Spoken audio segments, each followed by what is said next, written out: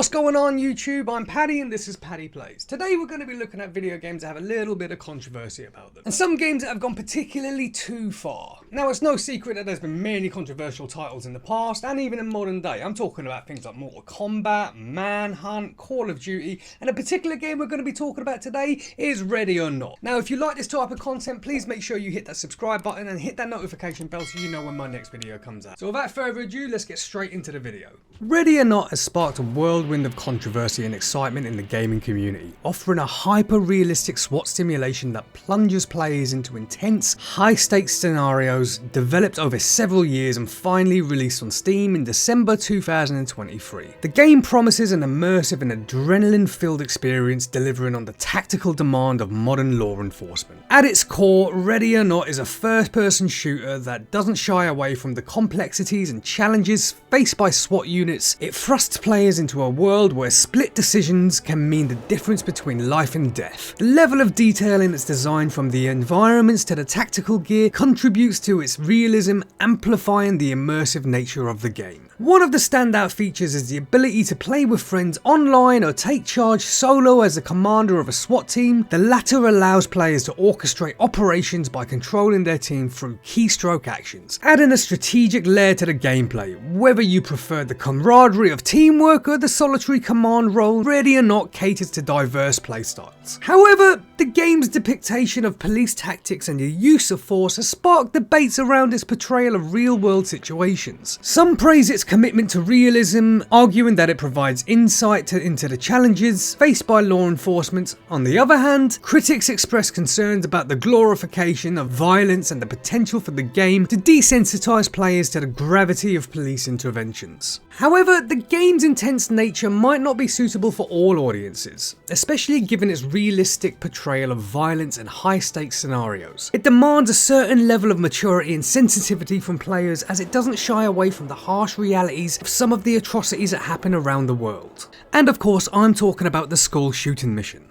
It's no secret that there's a harsh reality in that school shootings have become a painful, reoccurring nightmare, leaving behind shattered lives and communities in their wake. Families across the world are reeling from the unimaginable loss of their loved ones. Innocent lives cut short in hallways meant for education and not for tragedy. The grief is immeasurable, the pain is unfathomable, and the scars left behind are deeper than words can convey.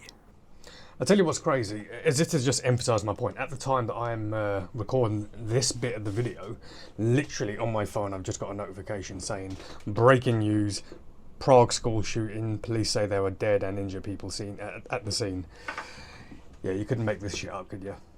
Now, to be fair to Ready or Not, they're not the first video game company to include a controversial mission in their project. If memory serves me right, one of the most controversial parts of a video game I played was a mission called No Russian in Modern Warfare 2. The infamous No Russian mission from Modern Warfare 2 sees the player join some soldiers who proceed to shoot and kill numerous civilians in an airport. Naturally, this caught the attention of several outlets from both inside and outside the gaming media. Many critics at the time, such as Yahtzee Croshaw, saw it as little more than an attempt to top the shock value from the nuke mission in Modern Warfare 1. According to the Infinity Ward artist Joel Emsley, the scene provoked a polarising response from inside the company as well, with him electing to tone down the gore in the final release.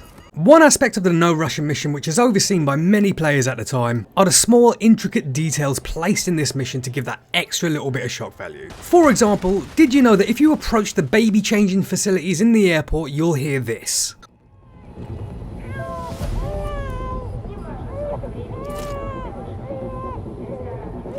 Which for me just added that little bit more dread to the whole situation. Now, unlike Ready or Not, Call of Duty actually gives you the option to skip this mission at the very start of the game, having absolutely no impact in any of the achievements or your progression in the game itself. Whereas in Ready or Not, you can't actually complete the game until you've completed this school shooting mission. Now for me, the most sobering part of this mission isn't actually the gameplay itself. It's at the very start of the mission when you hear the phone call made to the police reporting the active shooter on site. 911, this call is being recorded. What is your emergency? What is your emergency? I need help. Can you tell me what's wrong? I'm hiding. There's blood. So much blood. Okay, I'm going to need you to stay calm. Do you know where you are? No, they don't. No, I mean, where are you? Hiding in a cupboard. They came in and just started shooting. Okay, that's good. Where's the cupboard? In a classroom. You're doing great. So you're at school. Which school? What college? Please, come help me. I don't want to die. I need you to stay calm. The police are on their way, okay? They are on their way. Stay where you are. I don't want to. Please don't let me die. Stay calm. Remain where you are. Is the shooter nearby? I don't know. Don't make me look. Ma'am, I'm not asking you to do anything of the sort.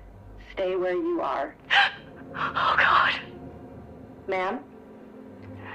They're coming back. Stay calm. I'm right here with you.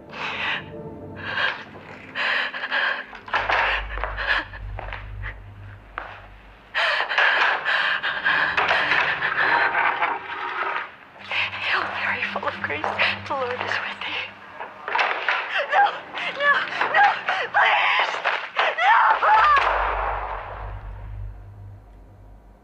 Now, credit where credit is due, the voice acting is phenomenal. If I didn't know any better, I would say that this was taken from a real transcript of an actual school shooting incident. And this ultimately brings me back to the original question asked: when does a simulation become too real? Is there a line in place, and is it possible to actually cross it? Because there's definitely an argument to be had that at the end of the day, it is just a video game. But on the other hand, that being said, this kind of content is potentially triggering for someone who has some sort of experience surrounding this particular situation. And furthermore, is there the danger that there's some individuals out there that will take this sort of content and try and reenact it in real life? Now, I know what you're thinking. Paddy, this particular mission is you playing the police trying to stop the school shooters. But it wouldn't surprise me with the sort of sick individuals out there if someone made some sort of mod where you can swap roles and actually become the school shooter himself.